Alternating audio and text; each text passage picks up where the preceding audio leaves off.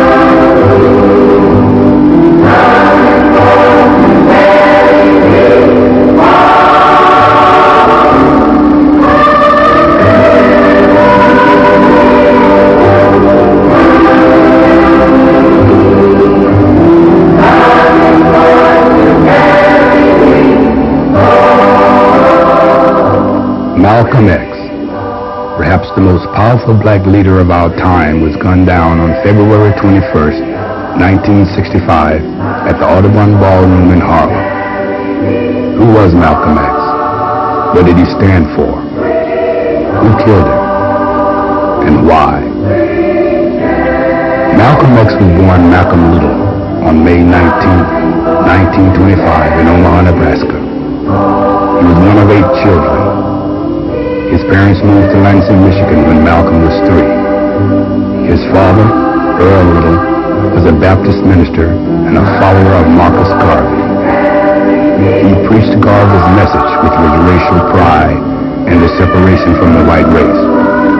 The KKK warned Little, but he kept on preaching.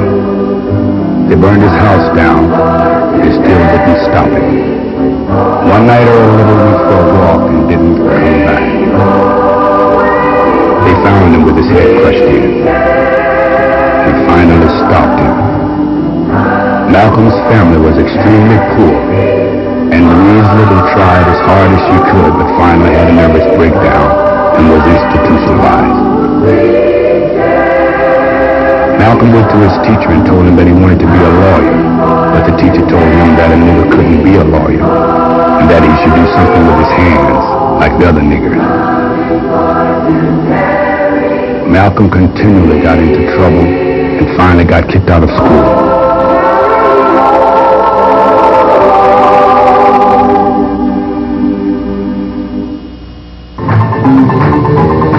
He went to live with his sister in Boston and quickly started hanging out with the hip crowd.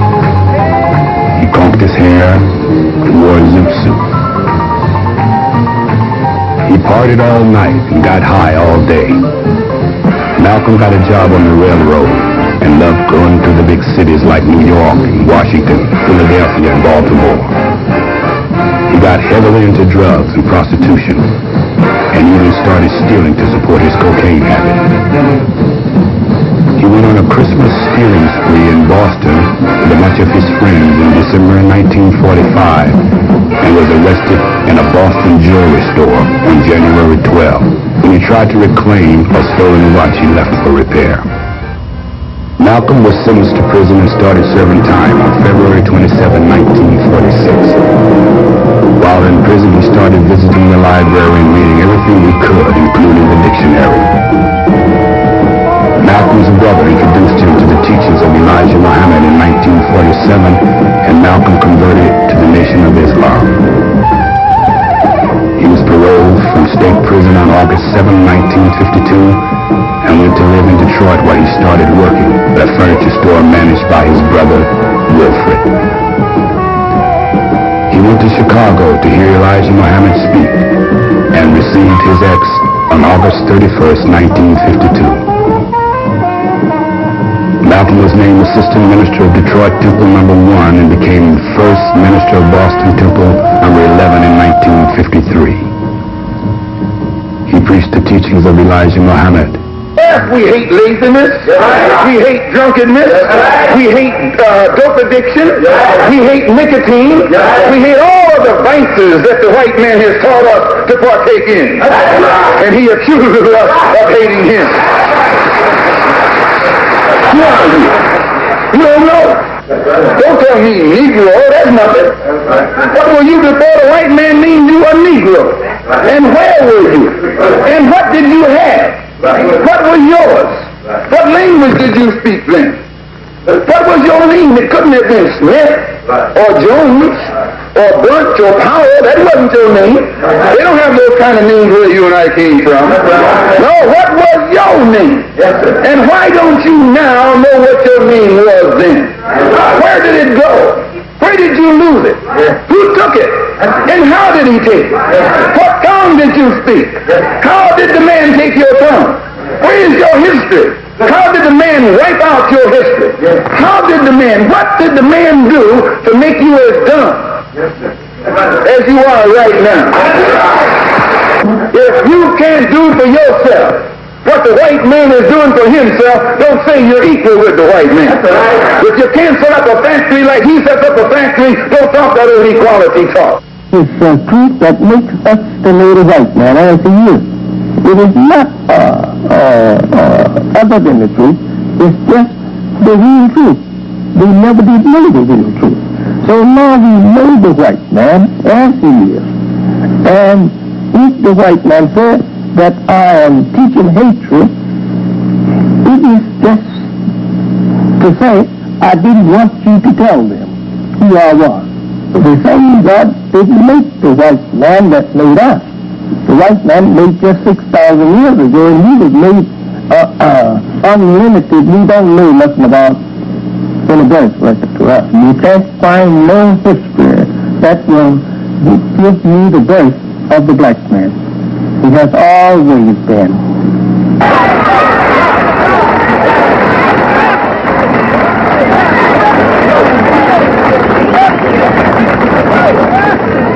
We call Mr. Muhammad a hate teacher because he makes you hate dope and alcohol.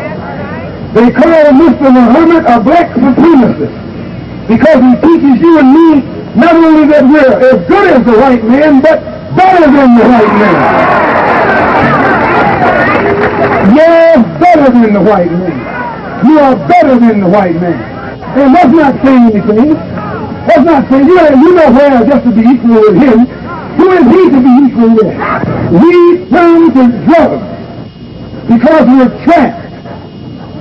We turn to drugs and alcohol, seeking an escape from the hell that the white man has trapped us in here in America. We're trapped. We know no way out.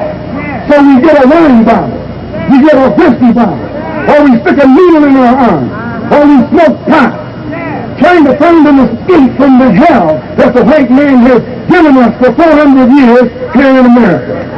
So this is a false escape. The Honorable Elijah Muhammad is offering a real escape. Not only a real estate, but a real escape right here on this earth. We cannot deal with the American white man's army and his science of modern warfare. We can't compete with it. So therefore, if we are dissatisfied, we have to take our dissatisfaction to one who can deal with him effectively, and that's God. Personal political philosophy is black nationalism, which means that the black man should control the politics of his own community and control the politicians who are in his own community. My personal economic philosophy is also black nationalism.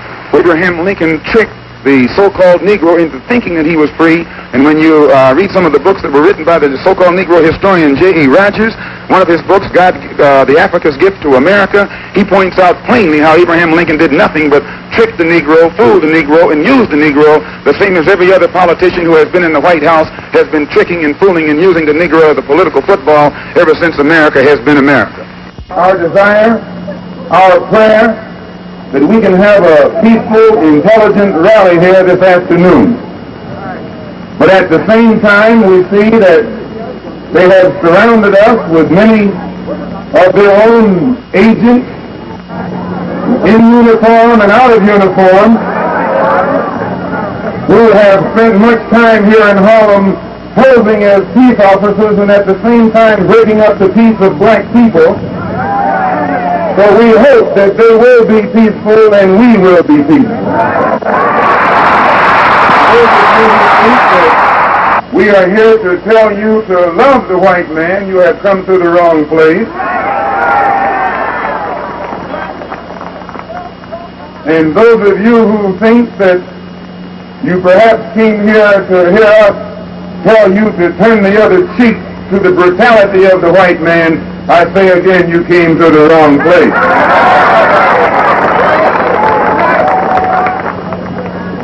But no matter what happens, we don't teach you to turn the other cheek. We don't teach you to turn the other cheek in the South, and we don't teach you to turn the other cheek in the North.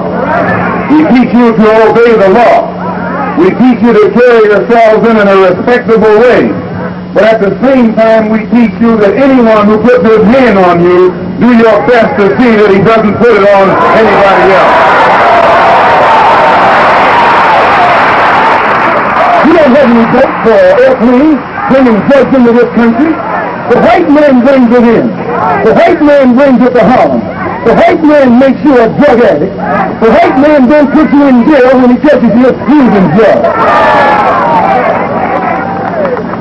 Who is it that controls the prostitution in Harlem? It's the white man. Who controls the large sale of whiskey and wine? It's the white man. You don't have any distillery. You don't own Finley's. You don't own Old Overholt or Seaman. You don't put the seal on that bottle of whiskey. It's the white man. Who gives you the deck of cards and the dice that you use to gamble with? It's the white man. And after you sell them to you, he gets you with them and puts you in jail for using them. We're trapped in a vicious cycle of poverty, of ignorance, of apathy, of disease, and of death. And then have these old Uncle Tom Negro leaders coming to Harlem, telling you and me that times are getting better. Your times will never get better until you make them better. We have the same thing that goes on right now in Harlem. They will let a prostitute die as long as she comes back to them later on. They encourage her to be a prostitute. They take bribes from her for being a prostitute. Or they'll take it in cash, or they'll take it in trade. Well, we're here to tell them it has to come to a stop. Anytime you find any white man taking advantage of your woman, disrespecting her, you within your right to do the same thing to him that he's been doing to you.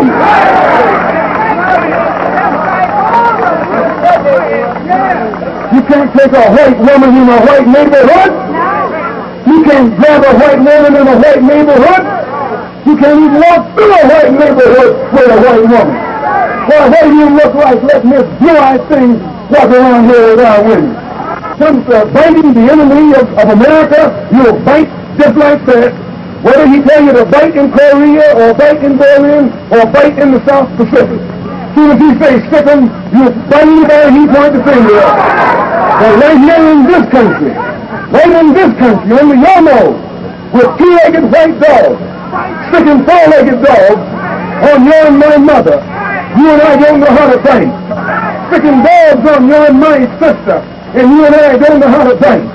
Sticking dogs on our children and dogs on our babies, and you don't know how to fight. You can't fight nor bark until the white man says bark or fight. In the South, you are segregated by that dog. In the North, you integrated with this dog. And it's no different. Hope you're not getting too wet.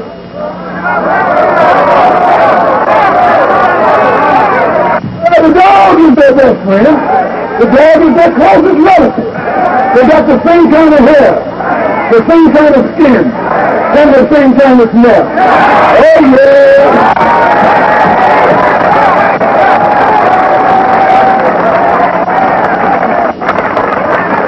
And having Clayton Powell knows. He knows you can send him to Washington or you can send him to Puerto Rico. And because he knows it, he speaks with a loud voice, like a black man. And when he speaks with a loud voice like a black man, the white man calls him a racist. Says he sounds too much like a Muslim.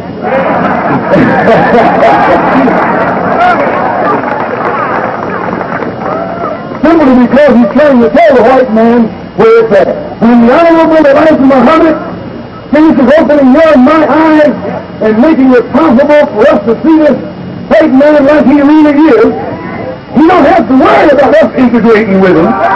We don't want to be around that old pale thing.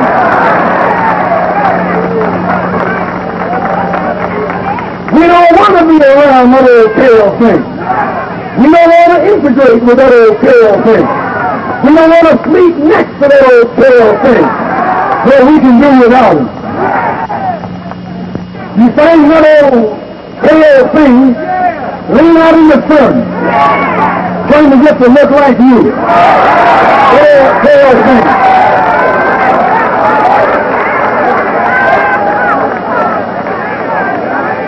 You find him using man pain, trying to look like you. That old pale thing. That old sickly looking thing. And today we see him like he is. There was a time when we used to drool in the mouth over white people. We thought they were pretty because we were blind. We were dumb. We couldn't see them as they are. But since the Honorable Elijah Muhammad has come and taught us the religion of Islam, which has cleaned us up and made us so we can see for ourselves, now we can see that old pale thing to look exactly as he looks. Nothing but an old pale thing. Caucasian is a name given to the quality of the land. It means originally weak bone and stale face, you know. The person has a stale color and his bones are weak and the color Caucasian. But actually he was made white. This was brought about 6,000 years ago. And a black man, he is the father of the Caucasian race. His name was Yakub. He discovered in the joint of the black man that there were two people. And in studying the joint, he learned to divide the joint. It taken him 600 years to keep more than this lighter one on to the lighter one until he produced we say they picked up the whole thing. That is pure white. He did it by the birth control law. Therefore, and we have today now a brown race, yellow race, and a red race, and a white race. And the black is the original. He is the father of them all. We have no desire to integrate with a race of people who are cruel enough to stick dogs on women, children, and babies. Please. We don't want to have anything to do with any race of dogs, two-legged dogs, that will stick four-legged dogs on innocent, harmless women, children, and babies. It's not a case of taking militant action against the police department. As I said earlier, we obey the law. We respect the law more than many of the police officers do. Mr. Muhammad has reformed more lawbreakers. He has rehabilitated more Negroes with criminal tendencies than the police department itself has. And the Muslims in Harlem have done more to bring about respect of law and order than the police department in Harlem has. And I've had police officials in New York City at the top level admit this. So it's not a case of taking militant action against any police. It's a case of letting the police and anyone else who's involved know that we are human beings, we are men, and we will stand like men and defend ourselves like men. My personal economic philosophy is also black nationalism. which means that the black man should have a hand in controlling the economy of the so-called Negro community. He should be developing the type of knowledge that will enable him to own and operate the businesses and thereby be able to create employment for his own people, for his own kind. And the social philosophy also is black nationalism, which means that instead of the black man trying to force himself into the society of the white man, we should be trying to eliminate from our own society the ills and the defects and make ourselves likable and sociable among our own kind. Do you consider yourself militant? I consider myself Malcolm. We are peaceful people. We are loving people. We love everybody who loves us. But we don't love anybody who doesn't love us. We're nonviolent with people who are nonviolent with us. But we are not nonviolent with anyone who is violent with us. The Muslims who have accepted the religion of Islam and follow the religious guidance of the Honorable Elijah Muhammad have never bombed any churches, have never murdered any little girls, as was done in Birmingham, have never lynched anybody, have never at any time been guilty of initiating any aggressive acts of violence during the entire 33 years or more that the Honorable Elijah Muhammad has been teaching us. The charge of violence against us actually stems from the guilt complex that exists in the conscious and subconscious minds of most white people in this country. They know that they've been violent in their brutality against Negroes, and they feel that someday the Negro is going to wake up and try and do unto them as they have done unto the whites as the whites have done unto us. We are a violent group. We are taught by the Honorable Elijah Muhammad to obey the law, to respect everyone who respects us. We are taught to display courtesy, to be polite. But we're also taught that at any time, anyone in any way inflicts or seeks to inflict violence upon us, we are within our religious rights to retaliate in self-defense to the maximum degree of our ability. We never initiate any violence upon anyone. But if anyone attacks us, we reserve the right to defend ourselves. So to accuse us of being violent is like accusing a man who is being lynched, who is being hung on a tree, simply because he struggles vigorously against his lyncher. The victim is accused of violence, but the lyncher is never accused of violence. And I only point this out because the various racist groups that are set up in this country by whites and who have actually practiced violence against blacks for 400 years are never associated or identified or made synonymous with the term violence. But whites speak of Muslims almost synonymously with violence. Whenever Muslims are mentioned by them, violence is brought up. But it's not connected with any other group. This is a sort of a propaganda tactic, or what I would call psychological warfare, to in some way make the image of the Muslims in this country be a violent image rather than a religious image. I'd like to ask a question in that regard. What's interesting is that members of the Nation of Islam have not used violence even when black Americans were attacked. How do you account for this?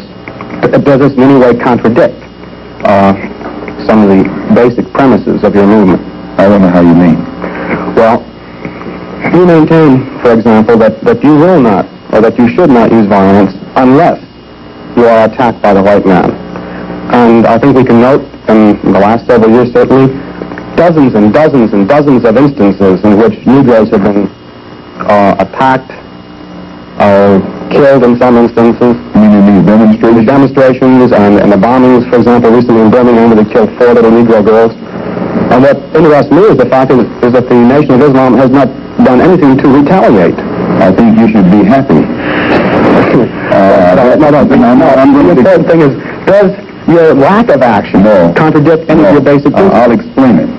You should be happy that Muslims who follow the Honorable Elijah Muhammad, number one, don't believe in any form of integration, and believe that every mention of the word integration by whites, whether it be from the mouth of Kennedy on down to the mouth of the lowest, raggediest white liberal in the street who is beatnik-like involving himself in these integration efforts, if we believed in it, we would integrate, and we would fight anybody who got in our way or made any effort whatsoever to stop us from integrating. If we really believed that the law of the land, the Supreme Court, and other so-called judicial bodies were for real, when they talked about integration, we would integrate.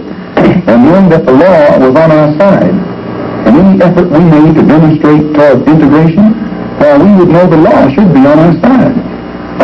If it's the law of the land. If it is the law of the land, then the demonstrators are within the law. And the discriminators are against the law. But to show you the hypocrisy of the law, when Negroes demonstrate for integration, instead of arresting the discriminators, the law arrests the demonstrators. So this is a foolish move on the part of Negroes. And when you foolishly get yourself involved with an enemy, then whatever comes upon you, that's your business.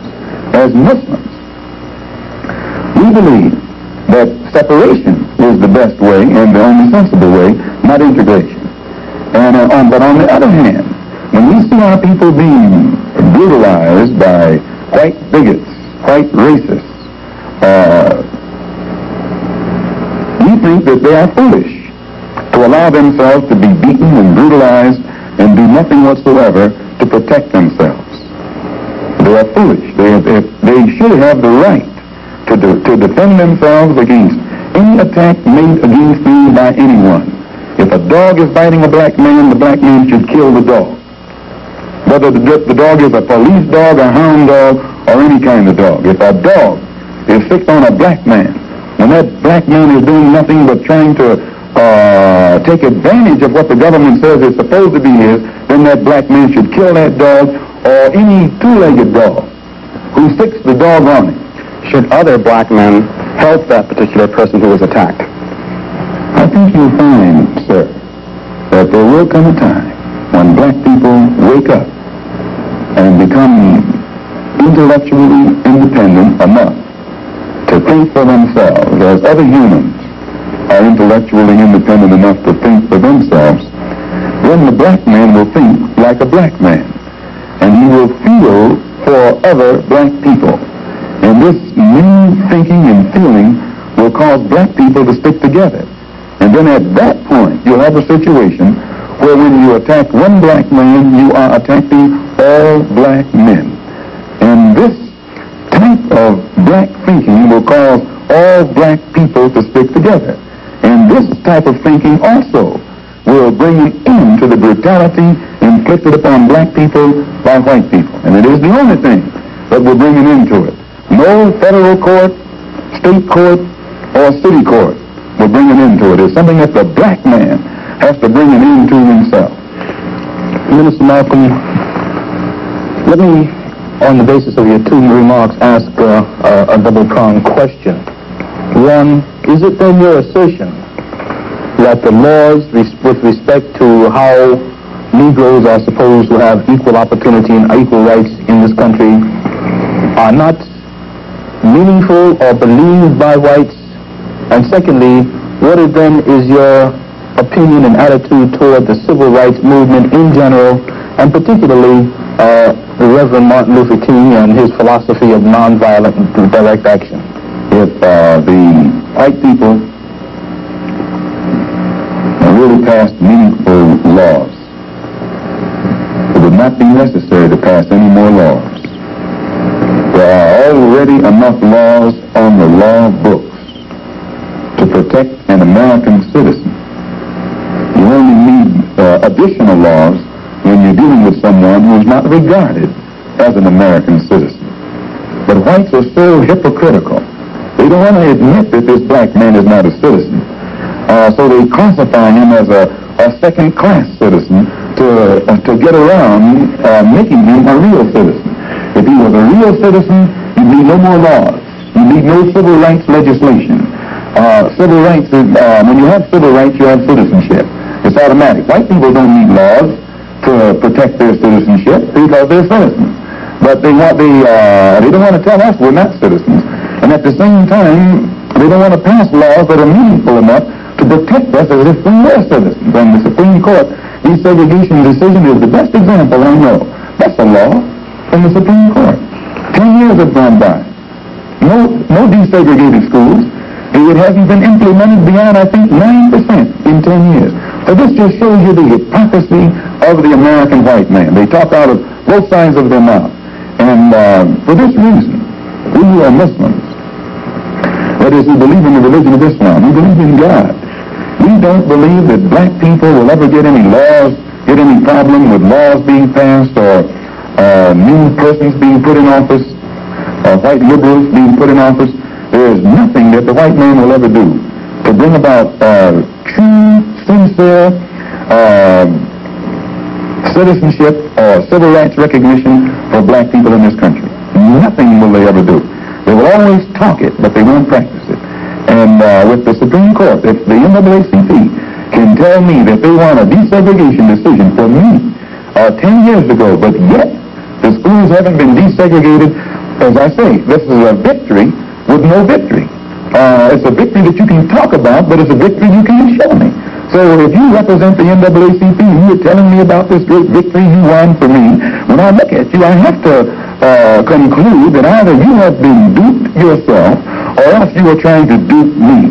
And in most instances where the civil rights struggle is involved, there is no civil rights leader can point to me one concrete gain, practical gain that black people have made in the civil rights field in this country, not only during the past 10 years, but during the past 100 years.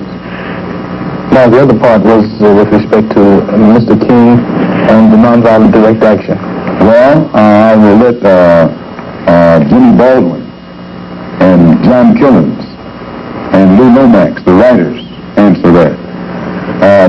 Speaking right after this church was bombed in Birmingham, Christian church was bombed in Birmingham by Christians too, mind you, and these 4 little girls were murdered. John Killens and James Baldwin and Lomax and the Negro writers and actors had a meeting at the town hall in New York.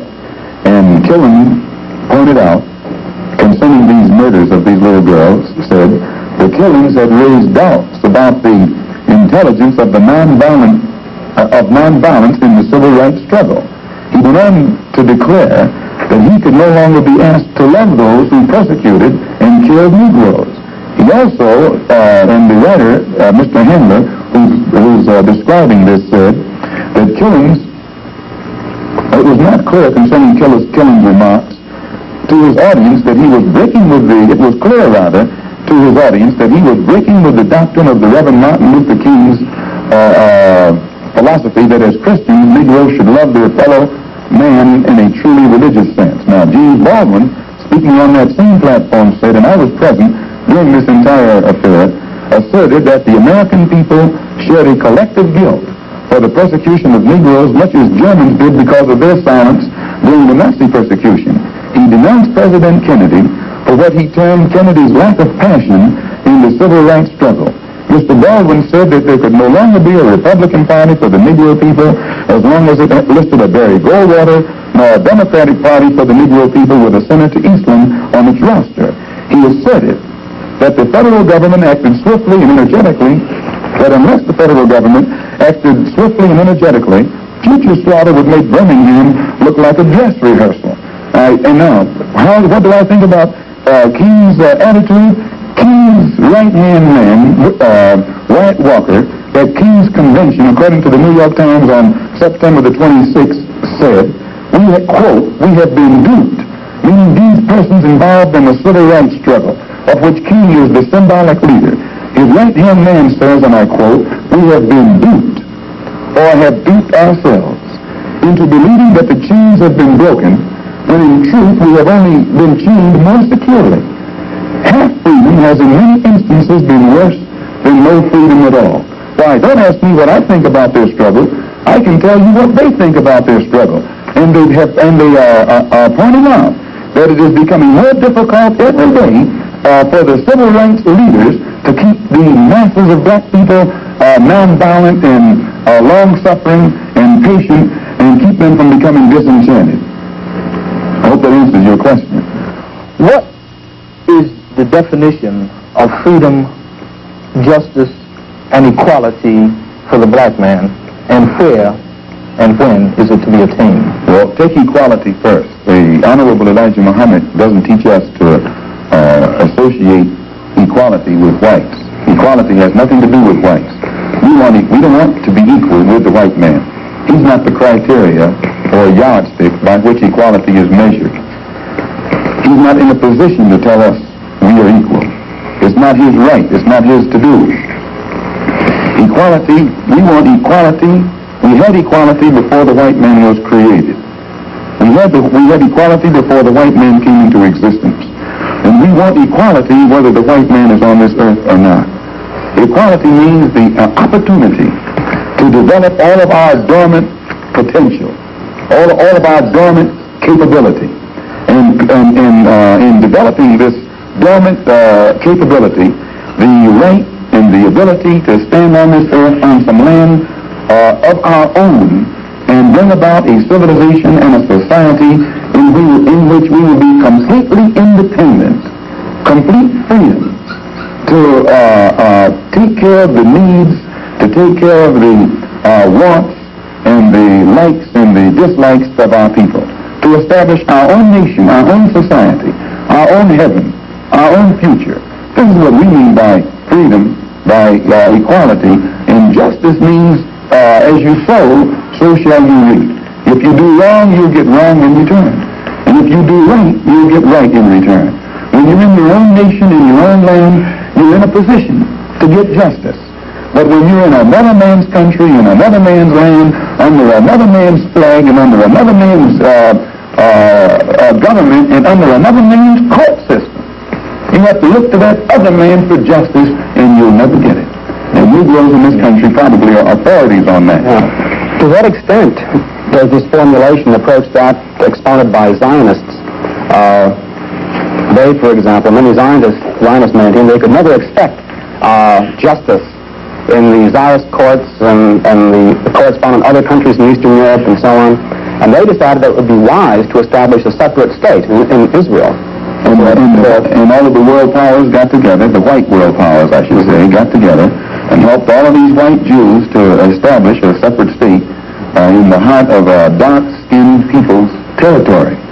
And if white people can get together and let other whites, help other whites to establish an independent nation right in the midst of dark-skinned people, and then we don't see where white people should be so much against the Honorable Elijah Muhammad's solution, not of setting up an independent dark nation in white people's property, but he's asking the opportunity to set up an independent nation on our own continent. Let us leave America and go back home among our own people on our own land and set up our own independent society. But all he says is that this government, which made us slaves, should supply the transportation for us to get back home and give us all of the machinery and the tools necessary for us to till the soil and establish our own agricultural system to feed and clothe our people, our own economy, and in some way become an independent people among our own people on our own continent. This is intelligent.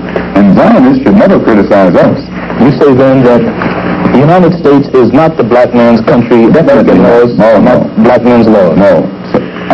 American laws are not the black man's laws. The laws here in America were made by white people for the benefit of white people. The Constitution was written by whites for the benefit of whites. It was never written for the benefit of blacks. And when you read the Constitution, I think in Article 1, Article 1, Section 2, or Section 1, Article 1, some one of the two, and it's in the Constitution. It says that it classifies black people as 3/5 of a man. 3/5 of a man, subhuman, less than a human being. It relegates us to the level of cattle, hogs, chickens, cows, a commodity that could be bought and sold at the will of the master. No, it was written by whites for the benefit of whites and to the detriment of blacks. And when a black man stands up talking about his constitutional rights, he's out of his mind. And Mr. Malcolm, in our textbook, which the students have read, supposedly, there is a statement, which is a quotation from Essien and essentially that from Lincoln, to the effect that the Nation of Islam does not have a great deal of support in the Negro community in this country by and large. And a recent national poll of American Negroes found that leaders and rank and file, according to their statistics, supported the Reverend Martin Luther King somewhere over 90%, whereas the support and favorable rating that they gave Minister Muhammad was less than 20%, and somewhere around 45% of them gave an unfavorable rating to Mr. Muhammad. What would your response be in terms of Baldwin's statement that this is a growing thing and the kinds of evidence that we have that there isn't much to it? Well, that statement I just made concerning the Constitution is Article 1, Section 2 in the Constitution, where it classifies us as chattel. Baldwin did point out that Mr. Muhammad has the only grassroots support and is the only one whose whole following operates or functions on a mass vehicle. And I think Baldwin told Dr. Kenneth Clark that Martin Luther King is at the end of his rope. Now, concerning the poll taken by Newsweek magazine, I think he said that this was the leaders who said that, who went with King and against Mr. Muhammad around 90%. I just told you a little while ago, these leaders that they called leaders, this included Lena Horne, this included Dick Gregory, and this included comedians, comics, trumpet players, baseball players. Show me in the white community where a comedian is a white leader. Show me in the white community where a singer is a white leader, or a dancer or a trumpet player is a white leader. These aren't leaders. These are puppets and clowns that have been set up over the white community and over the black community by the white community and have been made celebrities and usually say exactly what they know that the white man wants to hear. And it is an honor, actually, that they endorsed Dr. Martin Luther King and were against the Honorable Elijah Muhammad. That's actually an honor. Now, when you say that they also, in the same Newsweek poll magazine, I think the pollster said that he went into the Negro community and asked about the Muslims. And many Negroes, when they asked, said, well, I never heard of the Muslims. Who are they? You know, this is the rank and file we're talking about. Now, when they got down to the rank and file, this was the answers that they got. This is equivalent to the situation in Kenya during the Mau Mau uprising, when many frightened whites in Kenya, Africa, would go among the Africans and ask them, what about the Mau Mau? And the African would say, I never heard of them. And the same white man who would ask the African this question and very naively believe what the African said, when he went to bed that night, he would lose his head. And usually the one who took his head was the same African who told him that afternoon he had never heard of the Mau Mau. Except in the Newsweek poll, they used Negro interviewers. You find that oftentimes Negroes are as much on guard around Negro interviewers who usually represent the bourgeois element of Negroes as they are on guard around whites. Usually Negroes know that when this bourgeois Negro walks through the door, he is not doing something that he's initiated himself, but he's involved in something in which the white man is the absolute author of and has sent him to the Negro community for some information. And when they give that Negro some information, usually they give him the information that they want him to take back to the white man, because that's who he's going to take it back to. Our time is just about up, Minister Malcolm, and perhaps you could summarize and conclude by giving us, in your opinion, or in the opinion of Mr. Elijah Muhammad, what would be the ideal solution to the racial problem in the United States today? Well, on Thursday, October the 3rd, the New York Tribune, in an editorial, pointed out in Boston, in an article called The Civil Rights Iceberg, they pointed out how Kennedy had realized that beneath the water, the civil rights whole problem was political suicide. Because in his own hometown, the head of the Board of Education, a woman named Mrs. Hicks, was running against the NAACP philosophy and she swept aside all other opposition. The whole white community supported her in opposition to the NAACP's desire for integrated schools, integrated housing, and otherwise. So I say that to say this, that even the Jewish community, which is supposed to be pro-liberal, went against the NAACP. Whites are against integration in practice, but they're for it in principle. So the only solution is separation. And the Honorable Elijah Muhammad says that this can be brought about simply by letting our people be exposed to the truth about ourselves, about the white man, about our history and our condition in this country. And once we are exposed to the complete truth about things as they actually exist in this country, the masses of black people will choose complete separation from this entire system, political system, economic system, social system, and whatever other aspect or description or adjective you want to attach to it.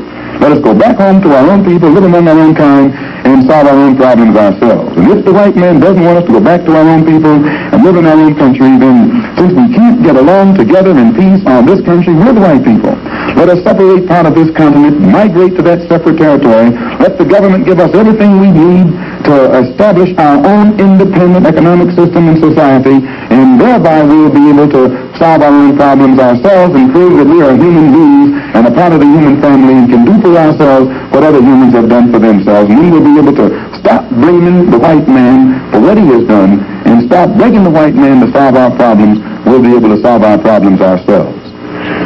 Thank you very much. That's it.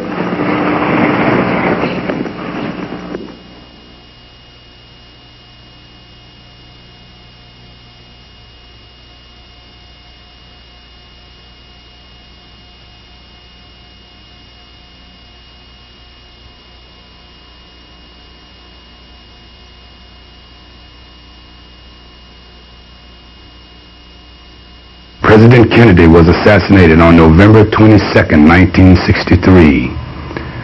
On December 1st, at a Nation of Islam rally in New York, Malcolm said that, quote, "The chickens have come home to roost," unquote, meaning that the whites had created a climate of hate and got repaid for it. This was against the orders of Elijah Muhammad, who specifically told Malcolm not to comment on the assassination. People got disturbed at Malcolm's comment, and Elijah suspended Malcolm for 90 days. This statement is from Messenger Elijah Muhammad, the leader of the Muslims in America. Minister Malcolm Shabazz, addressing a public meeting at Manhattan Center in New York City on Sunday, December 3rd, did not speak for the Muslims when he made comments on the death of the President, John F. Kennedy. He was speaking for himself and not Muslims in general. And Minister Malcolm has been suspended from public speaking for the time being. And Mr. Muhammad's correct statement on hearing of the death of the President was as follows: "We with the world are very shocked at the assassination of our President, and the nation still mourn the loss of our President." And he has said that it seems that every President who speaks out on behalf of the Negro has been assassinated, from Lincoln to President Kennedy. This is the December 20th, 1963 issue of Muhammad Speaks, published every 2 weeks in Chicago. On page 3, this item appeared. It's a report that Elijah Muhammad, from his home in Phoenix, telephoned the newspaper ordering that a statement be placed on page 1. The report goes on to say that the paper had already gone to press and that the statement could not be published until 2 weeks later in the next edition. The statement reads, "We with the world are very shocked at the assassination of our President." Meanwhile, a widely publicized statement about the assassination had been made by Malcolm X, then chief public spokesman for the Muslims. The Honorable Elijah Muhammad responded by suspending Malcolm and publishing this statement. When Minister Malcolm addressed the public and mentioned the President's death, he did not speak for Muslims. He was speaking for himself and not for Muslims in general. He has been suspended from public speaking for the time being. The nation still mourns the loss of our President. Malcolm's statement was that the assassination was a case of the chickens coming home to roost. Malcolm has since left the Muslim organization and has established his own organization in Harlem. Malcolm actually was discovered long before he was suspended, only suspended for a time. only tried him because I knew that he was not going to affect it. And I said, just keep quiet for 90 days. And he would not do it. And I knew he would not do it because he felt that he would be losing his prestige. Malcolm has claimed that many of your followers have left and chosen to follow him and his organization. That's no truth at all. Malcolm has left his own organization and teachings. In fact about it, we don't see where that we have missed any of our followers by Malcolm's deviation. He, in fact about it, has increased our followers. We have more followers today than we had when Malcolm was with us, and we have more unity than we had when Malcolm was with us. Well, I would say generally throughout the country, because of the pronouncements of some of their leaders, it's a matter that we are watching for any violation of the law, of the federal law. It's a matter that is being watched at the present time by the Department of Justice. The FBI were watching Malcolm wherever he went. They even bugged his phones. Malcolm returned the favor on February 4th, 1964, when 2 FBI agents paid him a visit at his house and tried to bribe him for information on the Nation of Islam. Malcolm had a tape recorder under his couch and taped the whole conversation. It's probably what you assumed we came for, to obtain any information you want to give us about the Muslims. I don't assume anything. No, that's a very general statement on my part, but as you know, we follow the activities of the Muslims as best we can, but we're always looking for new avenues of information, and who better than the heads of the Muslims, at least up to a month ago or something like that. How's your suspension status? No one knows but Mr. Muhammad. You have to ask him. You're still in the status of now. I mean, you're not working now, teaching now at all. Well, I'm still under the suspension. That's what I'm saying. That's a temporary thing, as far as we know. He's the only one who can give out any information on that. I couldn't say anything beyond what he has said. Yeah, no, I think he has said that. It's a temporary suspension. I'll be frank with you, one of the reasons we picked this particular time to contact is because of this suspension. The suspension was brought about by my own doing. Yeah, exactly. But who knows what was in your mind when you did receive the suspension. In other words, bitterness could have entered into it. It would not be illogical for someone to have spent so many years doing something then be suspended. No, it should make him stronger because it makes him realize that law applies to the law enforcer as well as those who are under the enforcement of the enforcer. Well, you've taken nearly a perfect attitude toward the thing, which is almost unhuman, really. I mean, you've taken the attitude that Mr. Muhammad wants everyone to take if he chastises them. Which is fine. I mean, more power to you. But you see from our viewpoint that there is at least a chance, and this has happened with other members of the organization, they're suspended for some reason or other. And we talk to them, and they stand people, and they're good cooperative people. Why? Because they're better. Now, assuming you resume your duties, we would be, as you sure know, interested in having you help us out. Help you out to do what? We're always helping out the government. We're cleaning up all of the crimes that we help it out more than it helps itself. We're at least able to reform the people who have been made criminals by this society, by the corruption of this society. And any way to help it out other than that, I wouldn't even know how to begin.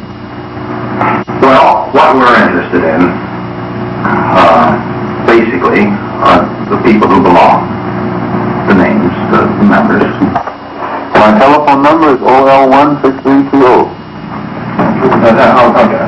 OL16320. Now, by this suggestion, That's like telling you the sun shines in the east from the east. well, no comment. And the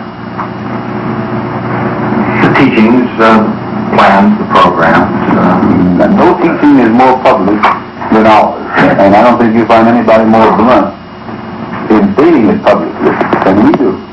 No, exactly. I don't think you can go anywhere on this earth and find anybody who expresses their views on matters more candidly than we do.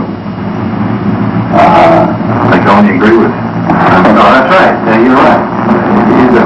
The main thing is there is a certain area of responsibility. This is getting into our angle of it. What we really want are the names of all those who belong. The names, who they are, the identification. I don't even know them. Do you keep no records? It's not my job. I'm just a preacher. Yeah, but somebody up there keeps the record. I don't know who. I don't have any knowledge of those kinds of things. With all these other responsibilities I've had, it's difficult for me to worry about names. Plus, you would insult my intelligence asking me for them. In fact, no, you would insult your own, because it would mean that your own intelligence isn't heavy enough to weigh me and know in advance what I'm going to say when you ask that question.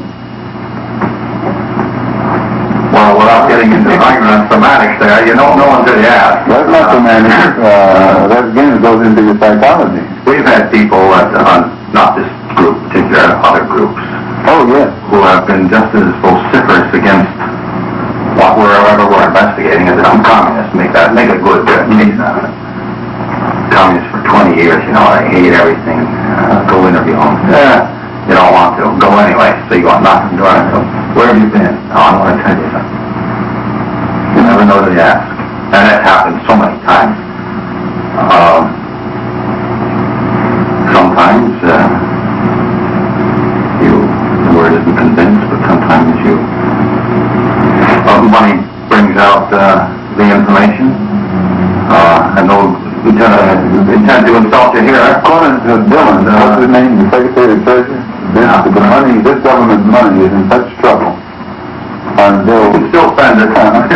Still, according to your government economist, the dollar itself is in such trouble, a person would be a fool to sell his soul for one of these decreasing dollars. Oh, I couldn't agree with you more. You'd be a fool to sell your soul if the dollar was increasing. This has nothing to do with selling your soul. I mean, if you look at it that way, okay. Yeah, but depends on how you look at it. Sure.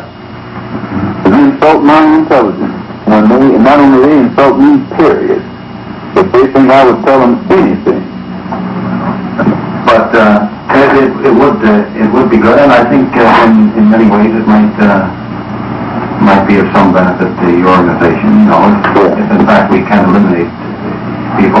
There is no government agency that can ever expect any information out of me that's in any way detrimental to any religious group or black group, for that matter, in this country. No government agency. Because they should use that same energy to go and find who bombed that church down there in Alabama. And if these government agencies spend as much money and time and energy. You know what somebody in the South is saying today? Few people would go up north and investigate the Muslims with the same energy you're trying to find this bomb here. The Muslims don't bomb churches. I know. But still, the Muslims don't bomb churches. If we broke laws, they'd have us in jail tomorrow. Malcolm joined Cassius Clay's camp and hung around as Clay trained for his heavyweight fight with Sonny Liston. Yeah, I've had 180 amateur fights, won Olympic gold medal winning World medalist, two-time United States Golden Glove champion, two-time United States AAU champion, Pan American champion, Diamond Belt champion, a world stocking ranking heavyweight, and I'm as pretty as you, and you're not a fighter. So when the gong rings and the referee sings out, the winner, and Sonny Liston will fall, Cassius Clay will be the noblest Roman of them all. Clay was an 8-1 underdog, but beat Liston and became the new heavyweight champion of the world. The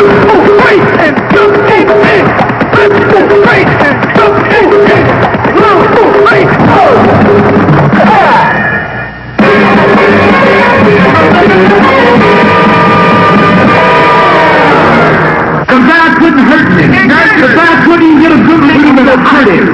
Put him in the hospital. He's never been stopped. He's never been wrong. Oh, I'm so grateful. Oh, I'm so great.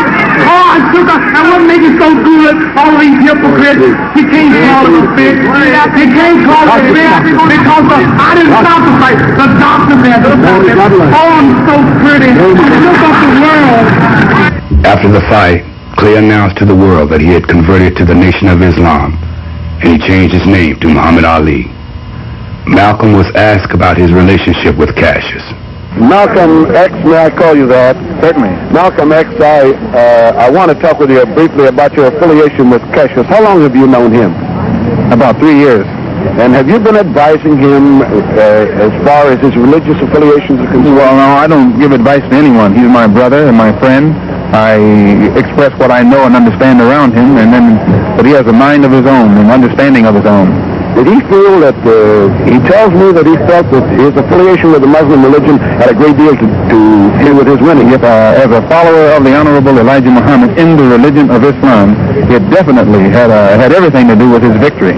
It gave him the confidence that was necessary to be the winner. Malcolm X, you were involved in a controversy some months ago with your leader. Is that over? Well, I've been silent for the past 90 days because of some statements I made concerning the President of the United States, which were distorted. They were distorted? And yes. What did you say, Malcolm? Well, I said the same thing that everybody says, that his assassination was the result of the climate of hate. Only I said the chickens came home to roost, and which means the same thing. Climate of hate means that this is the result of something. And when I said chickens coming home to roost, I said the same thing. But you did not say that you were glad the president was killed. No, that's what the press said. What would I look like saying that I'm glad the president was killed? This is your first public statement in that 90-day period. Is the first time I opened up my mouth in 90 days. That's why I'm talking so fast and so hearty. You feel, however, that we're making progress in this? No.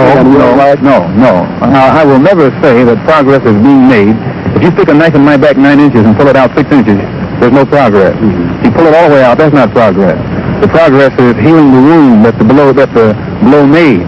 And they haven't even begun to pull the knife out, much less try and heal the wound. They won't even admit the knife is there. Do you have any prediction you'd like to make? No. When we'll solve this? Cassius makes all the predictions. In the 90 days that I've been silent, I have come to the conclusion that I can best help spread the solution and the diagnosis that the Honorable Elijah Muhammad gives of the so-called Negro problem in this country by continuing to remain out of the Nation of Islam and working on my own without restriction in the way that I think I best know how. In March of 1964, Malcolm formed his own organization, Muslim Mosque Incorporated. And in April of 1964, Malcolm went to Africa. Malcolm, what is your purpose here? Well, my purpose here is to remind the African heads of the state that there are 22 million of us in America who are also of African descent, and to remind them also that we are the victims of America's colonialism or American imperialism, and that our problem is not an American problem, it's a human problem. It's not a Negro problem, it's a problem of humanity. It's not a problem of civil rights, but a problem of human rights. And what do you hope for from this conference? Well, we hope to bring pressure upon them, or rather we hope to impress upon them the importance of their bringing pressure and world opinion upon the United States in some meaningful effort to solve our problem in America. We want them to help us get our problem before the United Nations and charge America with violating our human rights in the same way that South Africa is charged with violating the human rights of our people in that area. And what sort of reaction have you been getting from the African leaders? Well, I've gotten a good reaction, a very sympathetic reaction, and an understanding reaction. Many of them have been misinformed by the American government into thinking that black people in America don't identify with Africa, and therefore they've restrained themselves from voicing their interest in our problem. But I've impressed upon them that our problem is their problem, as well as their problems are our problem. And then to Egypt. After his pilgrimage to Mecca, he wrote a letter stating that many white people he met displayed a spirit of unity and brotherhood that provided him with a new, positive insight into race relations. When I was on the pilgrimage, I had close contact with Muslims whose skin would in America be classified as white, and with Muslims who themselves would be classified as white in America. But these particular Muslims didn't call themselves white. They looked upon themselves as human beings, as part of the human family, and therefore they looked upon all other segments of the human family as part of that same family. Now, they had a different look or a different air or a different attitude than that which is reflected in the attitude of the man in America who calls himself white. So I said that if Islam had done that for them, perhaps if the white man in America would study Islam, perhaps they could do the same thing for him. In Islam, he now feels lies the power to overcome racial antagonism and to obliterate it from the heart of white America. I'm going to use to prove that you can use new legislation and change the conditions that our people face in the South. So instead of legislation, in my opinion, it takes education. The whites have to be re-educated so that the racism that they have in their heart can be eliminated, and our people have to be re-educated so that we will know how to do something for ourselves instead of waiting for others to do it for us all the time. Well, how would that re-education be brought about? Well, just as in World War II, this country could use its news media to propagandize and make the whole American public love the Germans and the Japanese, rather love the Russians and the Chinese and hate the Germans and the Japanese. And then after the war, they changed it and made the American public love the Germans and love the Japanese, hate the Russians and hate the Chinese, which shows that they can make the American public love whom they will and hate whom they will. And that same process can be used to re-educate the American public and show white people how to love black people and show black people how to do something to stand on our own feet and solve our own problems. The black man doesn't have to be taught to love the white man. The white man has to be taught to love the black man. At least, do you think the Civil Rights Bill, when it's passed, is a sign of better times for Negroes in this country? No. As I said before, the legislation won't solve our problem. New York City has all of the laws. It has FEPC. And still there's job discrimination in this city. Laws doesn't solve that type of law doesn't solve the problem. And it's the same with education. It's the same with the segregated educational system. It exists here the same as it exists in the South. Now, the law here is on the side of an integrated school system, but you still don't have an integrated school system. What do you think of Senator Goldwater's stand on the Civil Rights Bill? Well, he's probably being more honest than the other politicians are. Even though his stand is the wrong stand, and it's an unjust stand, still he's being more honest than the other white politicians are. I don't think that in his heart, Lyndon B. Johnson's stand is any different from Goldwater's stand. Lyndon B. Johnson is taking a stand that is for political expediency. And it's the same with all of the so-called liberal element. It's political expediency, politics. This change of heart divides Malcolm further from the Nation of Islam in America as they continue to preach about the white man being the devil and stopping the American Negro from advancing in society. He says there are probably less than 7,000 members now in the Muslim. Well, it has fallen apart. No, thank you. It has fallen apart. And dissatisfied black Americans are now free to participate into the full swing of the struggle that's going on in this country, and I think it would be inclined to step up the tempo. Are they in your movement, sir? Every movement. You have to read the history of slavery to understand this. There were two kinds of Negroes. There was that old house Negro and the field Negro. And the house Negro always looked out for his master. When the field Negro got too much out of line, he held him back in check. He put him back on the plantation. Talking to the slave. They didn't kill him. They sent some old house Negro along behind him to undo what he said. Because he lived better than the field Negro. He ate better, he dressed better, and he lived in a better house. He lived right up next to his master, in the attic or the basement. He ate the same food his master ate and wore his same clothes. And he could talk just like his master. Good diction.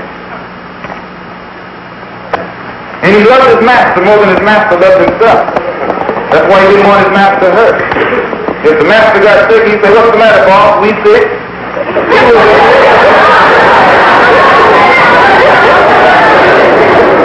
When the master's house caught a fire, he'd try and put the fire out. He didn't want his master's house burned. He never wanted his master's property threatened. And he was more defensive of it than the master was. That was a house Negro. But then you had some field Negroes who lived in huts, had nothing to lose. They wore the worst kind of clothes, they ate the worst food, and they caught hell. They felt the sting of the lash. They hated their master. Oh yes, they did. If the master got sick, they prayed that the master died.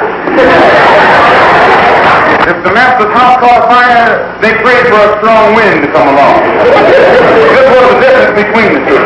And today you still have house Negroes and field Negroes.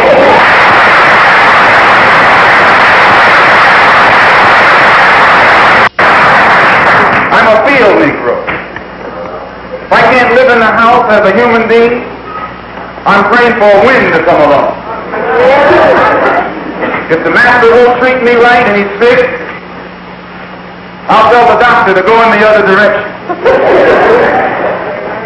But if all of us are going to live as human beings, as brothers, then I'm for a society of human beings that can practice brotherhood. To invest in criminal organizations such as the Klan, then you and I are within our rights to wire Secretary General Roosevelt of the United Nations and charge the federal government in this country behind Lyndon B. Johnson with being derelict in its duty to protect the human rights of 22 million black people in this country.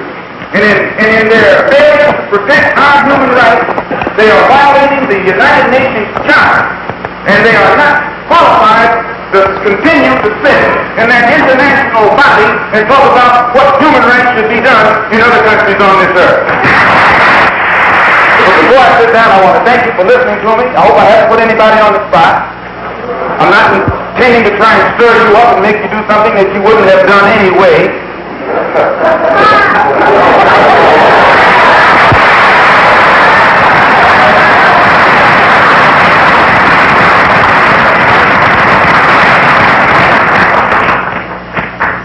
I pray that God will bless you in everything that you do. I pray that you will grow intellectually so that you can understand the problems of the world and where you fit into in that world picture. And I pray that all the fear that has ever been in your heart will be taken out. And when you look at that man, if you know he's nothing but a coward, you won't fear him. If he wasn't a coward, he wouldn't gang up on him. He wouldn't. On June 7, 1964, Malcolm sponsors a rally at the Audubon Ballroom in Harlem, and in answer to a question from the audience, Malcolm stated that Elijah Muhammad is the father of 6 illegitimate children from his teenage secretaries. On June 15, 1964, Malcolm attended an eviction trial because Elijah was trying to get Malcolm and his family out of the house owned by the Nation of Islam. Again, he stated the fact of the illegitimate children fathered by Elijah Muhammad.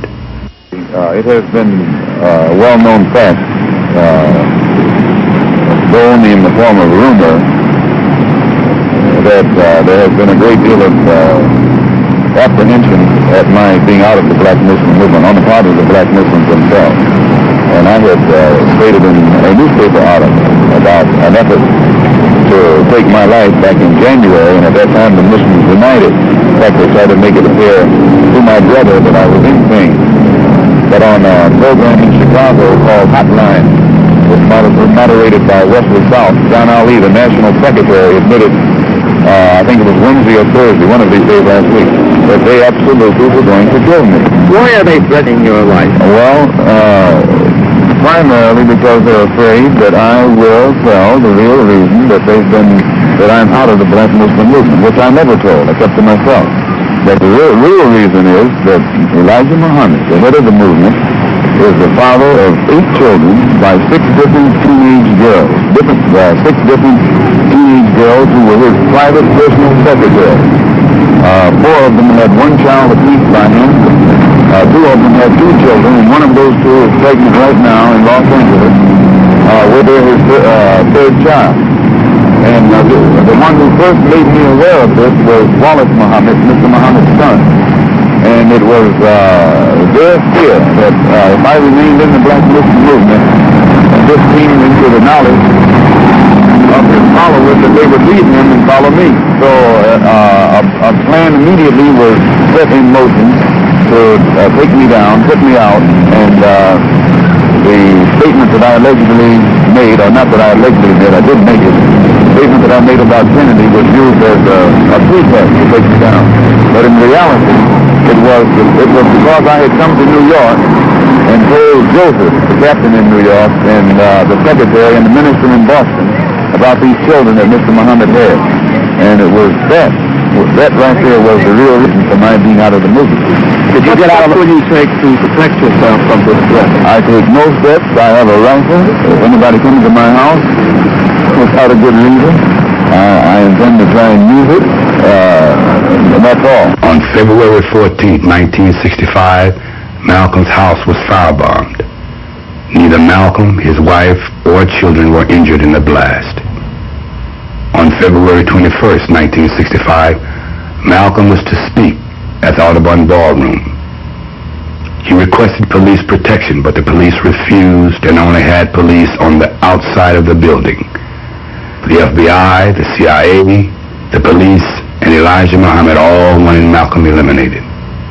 Is your life in danger from the Muslims and Elijah Muhammad's group? Well, Elijah Muhammad has given the order to his followers to see that I am crippled or killed.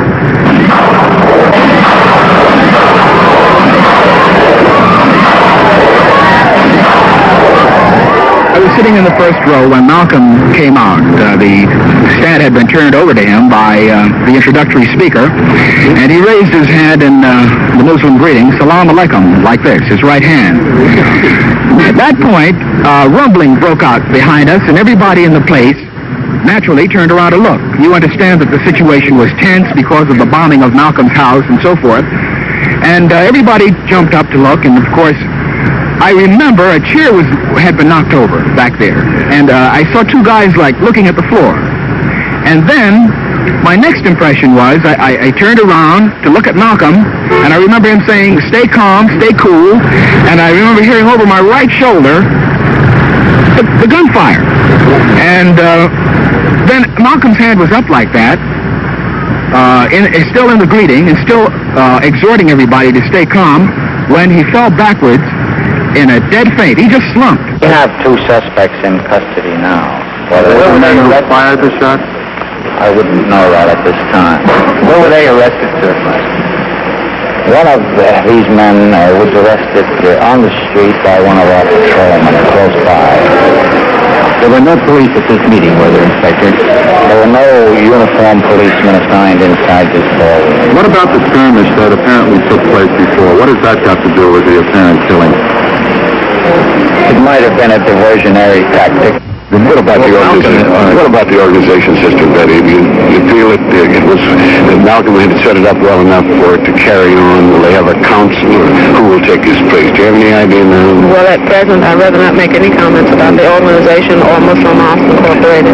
I know it's a little personal, but you have the children to consider now. Yes. What can you see for it now? Any plans at this time? Now, may I just interrupt you to say that, yes, she has children now. She has 4. Yes. The interesting thing is that she is now in the first month of a new pregnancy as well.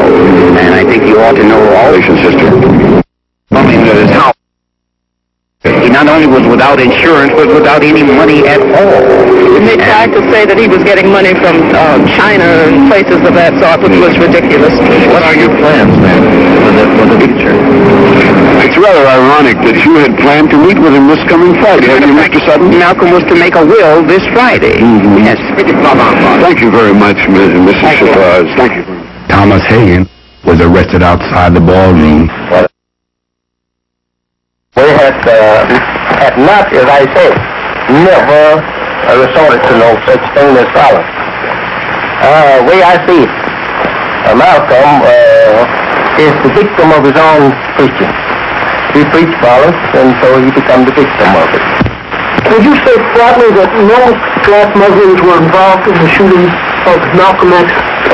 I wasn't there, but I don't believe that any of my followers had nothing to do with it at all. Because we don't even know this person. Who do you think might have done it, and who would have had reason? I don't know. I have no knowledge of it. Are you in fear of your own life? No, sir. On February 26, Norman 3X Butler was arrested and charged with Malcolm's murder, and Thomas 15X Johnson was arrested 7 days later and also charged with murder. On March 11, 1966, Hare, Butler, and Johnson were convicted of murder in the first degree, and on April 14, 1966, all three were sentenced to life imprisonment. The way that I got involved in the case, as I said earlier, was because of the conflict between Malcolm and Honorable Elijah Muhammad, and there were certain statements that Malcolm had made with regards to the Honorable Elijah Muhammad. Accusations that the Honorable Elijah Muhammad had fathered children by other women, things like this here. A lot of other statements that was being made, and most of the Muslims at the time just actually felt that Malcolm was slandering the Honorable Elijah Muhammad, that he was defaming him, that he was lying.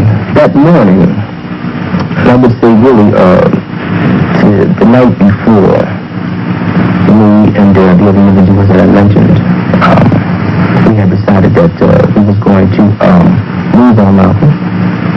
We was going to kill him if we possibly could on the 21st and accuse you of his strategy.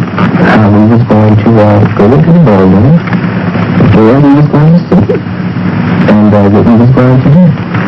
And knowing that there would be a crowd there, we figured that it's possible to what we could do. That's what we did.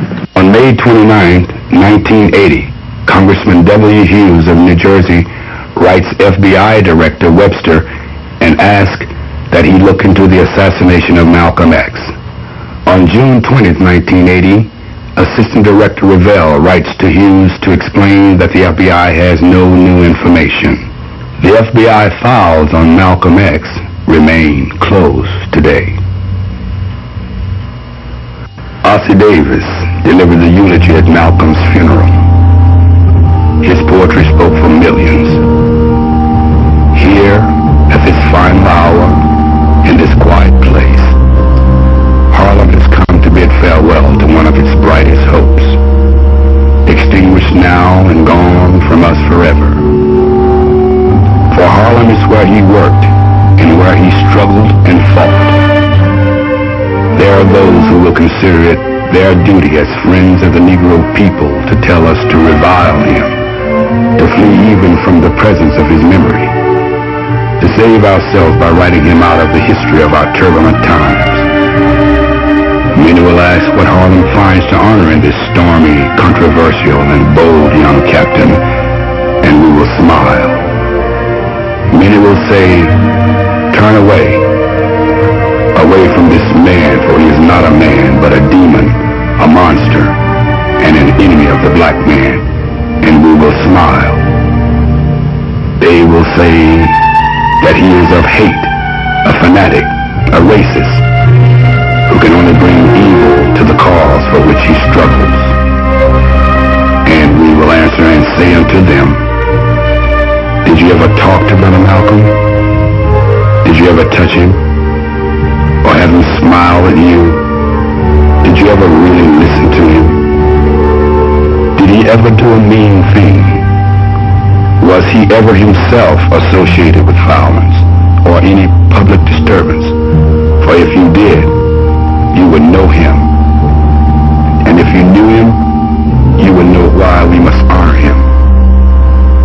Malcolm was our manhood, our living black manhood. This was his meaning to his people. And in honoring him, we honor the best in ourselves. However much we differed with him, or even with each other about him as his value as a man, let his going from us serve only to bring us together now. Consigning these mortal remains to earth, the common mother of all, securing the knowledge that what we place in the ground is no more now a man, but a seed, which after the winter of our discontent will come forth again to meet us, and we shall know him then for what he was and is, a prince, our own black shining prince, who did not hesitate to die, because he loved us so much. Who are you? You don't know. Don't tell me Negro, that's nothing. What were you before the white man named you a Negro? And where were you? And what did you have? What was yours? What language did you speak then? What was your name? It couldn't have been Smith or Jones or Bunch or Powell. That wasn't your name. They don't have those kind of names where you and I came from. No, what was your name? And why don't you now know what your name was then? Where did it go? Where did you lose it? Who took it? And how did he take it? What tongue did you speak? How did the man take your tongue? Where is your history? How did the man wipe out your history? How did the man, what did the man do to make you as dumb as you are right now? If you can't do for yourself what the white man is doing for himself, don't say you're equal with the white man. If you can't set up a factory like he sets up a factory, don't talk that old equality talk. Do you consider yourself militant? I consider myself Malcolm.